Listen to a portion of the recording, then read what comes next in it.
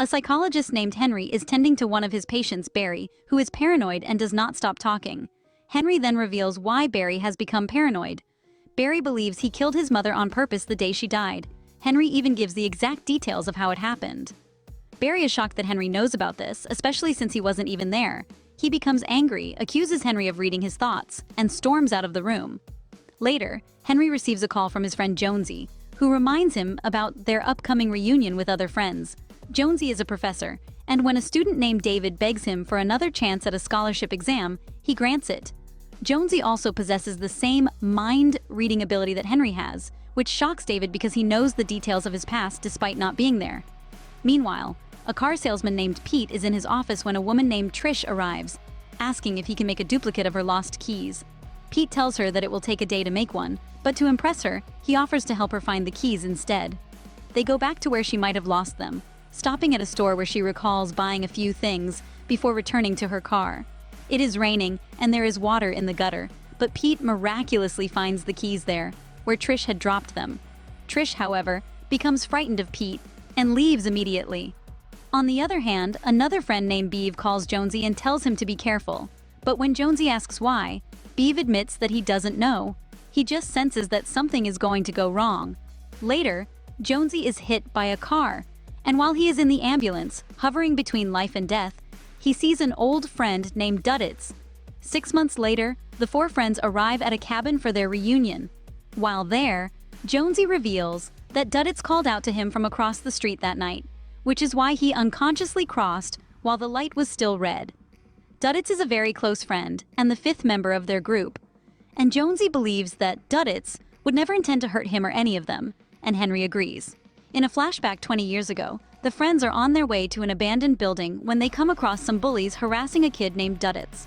They eventually scare the bullies away, with Pete revealing that he is a sprinter and that they will not be able to catch him if he starts running, and reports them to the police. They become friends with Duddits, and to symbolize their bond, they create a dream catcher.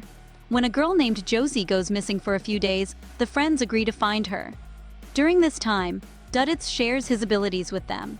They all gain telepathic abilities, allowing them to communicate through their minds and read each other's thoughts, while Pete also gains an additional tracking ability. Using their abilities, they eventually find Josie trapped in a sewer, alive and well, and they rescue her. In the present, Henry and Pete pick up some supplies from a store in a nearby town, but are warned by the store owner about an approaching storm. Meanwhile, Beeve and Jonesy are hunting separately in the forest when Jonesy finds an injured man instead. Jonesy immediately rescues the man, named Rick, who reveals that he has been wandering in the woods all day. Jonesy takes him to the cabin, but Rick has an unusual allergy and has been burping frequently. When Beeve arrives, Rick continues burping and begins farting, which prompts them to take him into the next room to rest for a while, and Rick agrees. Meanwhile, Henry and Pete are on their way back to the cabin when they get into an accident caused by a person sitting in the middle of the road. Fortunately, they are both alive, but Pete suffers a leg injury. After getting out of the car, they immediately approach the person, who turns out to be a woman who is still alive. The woman reveals that she has been looking for Rick, and they offer to help find him. Henry and Pete set up a tent, and Henry offers to walk back alone to the cabin so he can get a car.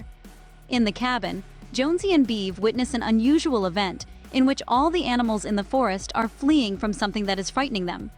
They also notice that the animals have the same red rash-like allergy that Rick has. At that moment, a helicopter arrives and warns them that the area has been placed under quarantine. Jonesy and Beeve go back inside the house, but they notice blood all over the floor. Realizing it is Rick's, they check his bed and find it covered in blood. They immediately go to the bathroom and ask Rick to open the door, but Rick refuses, prompting the two to force it open. When they open the door, Rick is already dead, and they find a creature inside the toilet. Jonesy immediately closes the lid, and Beeve sits on it before it can jump out. Beeve tries to flush it, but the creature will not go down the toilet. Beeve instructs Jonesy to find duct tape so they can tape the toilet lid shut, and Jonesy immediately goes to get it. But the creature is strong and forces its way out of the toilet. It turns out to be an unusual-looking worm and immediately starts attacking Beeve. Jonesy finds the tape and returns, but he is shocked to see Beeve being attacked by the worm. The worm prepares to attack Jonesy, but Beeve grabs it. In response, the worm jumps onto his face and kills him instantly. Jonesy closes the door, but the worm starts destroying it with its teeth and soon crawls out. When Jonesy looks behind him, he finds an alien creature standing next to him. The alien then explodes, releasing red, dust-like particles and causing Jonesy to gasp for air. Meanwhile, in the town, military forces arrive, led by Colonel Curtis and Lieutenant Owen. They bring the townspeople to the Gosselin facility to contain the spread of the infection they have caught from the aliens. Apparently, Curtis has encountered the same alien species before and has contained them. According to him, the aliens are looking for a new home and have crash-landed on Earth. They may seem harmless, but he warns Owen that they can kill in the blink of an eye.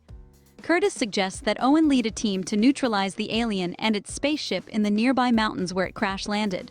Curtis then instructs Owen to never let anyone escape from the facility, no matter what, and Owen assures him that it will be done.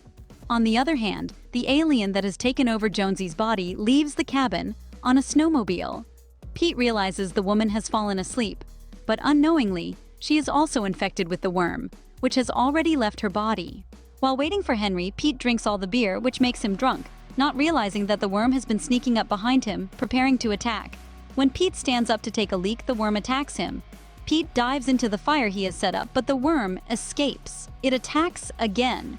But Pete grabs a burning piece of wood and uses it to kill the worm. Meanwhile, as Henry walks back to the cabin, Jonesy, who is still alive, communicates with him telepathically and warns him that an alien has taken over his body and that its name is Mr. Gray. Henry immediately hides as Mr. Gray passes by on a snowmobile. Jonesy asks Mr. Gray why he does not fully take over his body and kill him, and Gray reveals that he wants to dig deeper into his brain and learn more about him before he kills him. Gray learns that someone must know his secret when Jonesy reveals that he knows his name, and Gray intends to find out who it is. Gray finds Pete injured from the fire, but Pete immediately realizes he is not Jonesy. Gray forces Pete to reveal where he can find the nearest water reservoir in the area, and Pete uses his tracking ability to point Gray in that direction. Gray then takes Pete with him as his guide, but while on their way, he becomes annoyed with Pete and kills him. On the other hand, Henry arrives at the cabin and finds the entire place covered with red particles from Gray. He finds a rifle behind the door and starts looking for Beeve and Jonesy, but he cannot find them. Eventually, Henry finds Beeve dead in the bathroom and acquires Jonesy's memory of being attacked by Gray. He then discovers that the worm has laid eggs in one of the rooms. Henry immediately kills the mother worm and looks for petrol to burn the eggs. But before he can do so, he finds that some of the eggs have already hatched and started crawling toward him. He uses the petrol to kill the newly hatched worms, then sets the place on fire and leaves immediately. At the same time, Curtis and Owen, along with 2 other helicopters, are on their way to the aliens' crash site. When they arrive, some of the aliens begin communicating with them telepathically and attempt to surrender, but Curtis orders his men to shoot, with no intention of leaving anyone alive. A few aliens retreat back to their ship to hide, but Curtis realizes that they are about to self-destruct it. Curtis warns the others before the aliens trigger the explosion, but it is too late, as the rest are killed along with the alien spaceship. Only Curtis and Owen survive. Meanwhile, Gray tricks a truck driver and kills him. He then makes the driver's dog eat some of the red substance. At the same time, Henry is rescued by soldiers and taken to the Gosselin facility.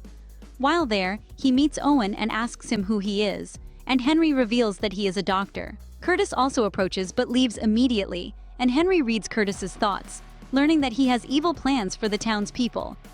Curtis instructs Owen to gather all of the civilians with infections and kill them all to stop the infection from spreading, and Owen agrees.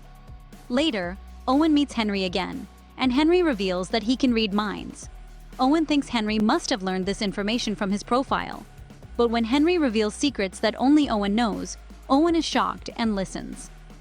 Henry asks Owen to summon General Matheson to the facility so he can contain Curtis and his plans against the civilians. Henry tells Owen that they need to stop Gray, who is on his way to Duddits, and that they must prevent him from spreading the infection, or it will be too late. Owen escapes from Gosselin in a jeep with Henry, which makes Curtis angry at them. Henry tells Owen that they need to find Duddits before Gray does and return to Derry, where Duddits still lives. Henry explains that Duddits somehow warned them about Gray, despite being away from them for many years. He believes that only Duddits can defeat Gray because he possesses all of their abilities. Soon, they arrive at Duddits' house, and he already knows Henry is coming for help.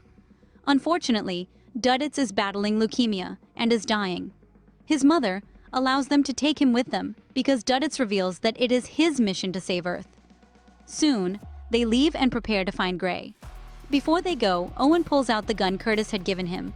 Unknowingly, the gun has a tracker inside, and Curtis has been monitoring his movements all along. Meanwhile, Gray's truck breaks down, but he manages to steal a police car after killing the officer. It is revealed that Gray is heading to a water reservoir because he plans to use to infect everyone by contaminating the water supply with the larva, making the infection easier to spread. If that happens, they won't be able to stop it anymore. Duddits reveals that one alien larva into the water supply could wipe out the entire world and erase humanity from existence. Henry then asks Duddits to contact Jonesy through telepathy, but as soon as Duddits reaches out to him, Gray realizes that Duddits is one of them, one of the very first of their kind to arrive on Earth, but who chose to live among humans. Duddits has been waiting for Gray's arrival, knowing what he would do to humanity, and Gray knows that Duddits will do everything in his power to save the Earth from him. Meanwhile, General Matheson arrives in Gosselin with his men and announces that he will now take over command. Curtis asks for an hour to prepare, but instead he takes one of the chopper without Matheson's permission and leaves to follow Owen and Henry to their destination. At the same time, Gray arrives at the water reservoir station to prepare to contaminate the water supply. After he arrives, he takes the dog with him, which is now infected with a worm inside its body. Gray manages to break into the facility and prepares to complete his mission. But the trio also arrives, and Owen prepares to take on Gray alone, instructing Henry to stay with Duddits. However, before he can do so, Curtis arrives and starts shooting at them. Henry and Duddits manage to jump out of the vehicle and save themselves. Owen, on the other hand, fights back using the same gun Curtis had given him and manages to damage Curtis's chopper, causing it to crash and killing Curtis in the process. However, Owen also sustains gunshot wounds and soon dies. Henry takes Owen's gun and prepares to stop Gray from infecting the water supply, leaving Duddits alone. After successfully opening the manhole cover, Gray prepares to finish the job. But Henry arrives in time and manages to kill the worm with the gun. Unknowingly, the worm already has an egg and is about to hatch soon. Henry prepares to shoot Gray but hesitates, suspecting that Jonesy is still alive and fighting Gray from within. Duddits then arrives, forcing Gray to leave Jonesy's body and revealing his true alien form as he moves in to finish Duddits. Using its tail, it pierces Duddits in the chest. But suddenly, Duddits transforms into an alien-like creature that is stronger than Gray. He wraps Gray in a cocoon-like structure, resembling a dream catcher, and they both explode inside it, killing them both in the process. The larva prepares to jump into the water supply, but Jonesy, now fully in control of his own body, kills it, saving the world. See you in our next Film Flash. Thank you for watching.